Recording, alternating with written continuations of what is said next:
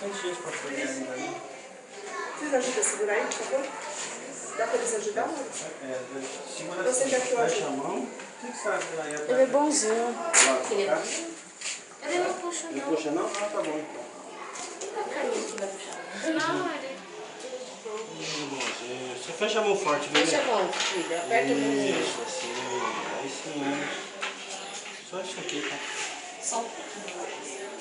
Tá vendo? Pouquinho devagar.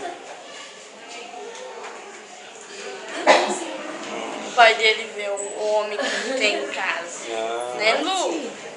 Da mamãe. E como uma criança também, você não precisa encher muito ele lá. Eles sabem lá que... Não é doente, né? Então eu não vou ficar perdendo tempo aqui com... Mexendo aqui de criança, você não tem necessidade. Então, homogeneizou aqui.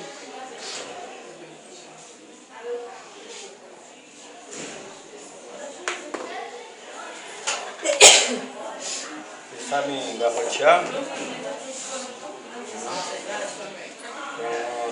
Mãe, você aperta aqui pra mim. Esticado, tá? Que bênção! Nossa, bonzinho.